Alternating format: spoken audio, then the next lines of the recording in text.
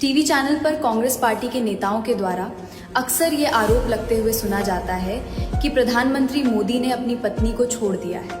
लेकिन आज आपको नेहरू की भी सच्चाई जाननी चाहिए। जवाहरलाल नेहरू ने अपनी पत्नी के साथ जो किया वो बहुत भयावह था। जवाहरलाल नेहरू की पत्नी कमला नेहरू को टीबी हो गया था।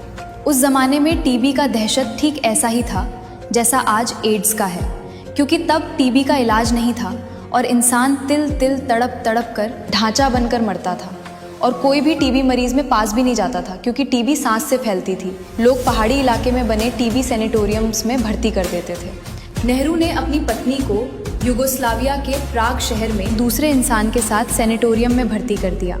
कमला नेहरू पूरे 10 सालों तक अकेले टीबी सैनिटोरियम में पल पल मौत का इंतजार करती रही, लेकिन नेहरू दिल्ली में एडविना बेंटन के साथ इश्क करते थे। सबसे शर्मनाक बात तो ये है कि इस दौरान नेहरू कई बार ब्रिटेन गए, लेकिन एक बार भी वो प्राग जाकर अपनी धर्मपत्नी का हालचाल नहीं लिया। नेताजी सुभाष चंद्र बोस को जब पता चला तब वो प्राग गए और डॉक्टरों से और अच्छे इलाज के बारे में बातचीत की। प्राग के डॉक्टरों ने बोला कि स्विट्जरलैंड के बुसान शहर में एक आधुनिक टीबी हॉस्पिटल है जहां इनका अच्छा इलाज हो सकता है। तुरंत ही नेताजी सुभाष चंद्र बोस ने उस जमाने में 70,000 रुपये इकट्ठे किए और उन्हें विमान से स्विट्जरलैंड के बुसान शहर में हॉस्पिटल में भर्ती किए। लेकिन कमला नेहरू के मन से बेहद टूट चुकी थी।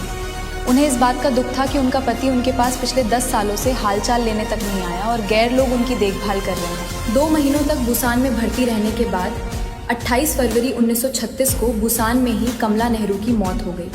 उनके मौत के 10 दिन पहले ही नेताजी सुभाष चंद्र ने नेहरू को तार भेजकर तुरंत बुसान आने को कहा था, लेकिन नेहरू नहीं आया।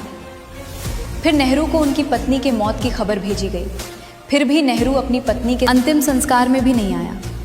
अंत में स्विट्जरलैंड के बुसान शहर में ही नेताजी सुभाष चंद्र बोस ने नेहरू की पत्नी कमला नेहरू का अंतिम संस्कार करवाया। सत्ता के नशे में चूर ये आदमी ना अपनी पत्नी का हुआ ना अपने देश का हुआ, फिर भी आज हम इसे नेहरू चाचा कहते हैं।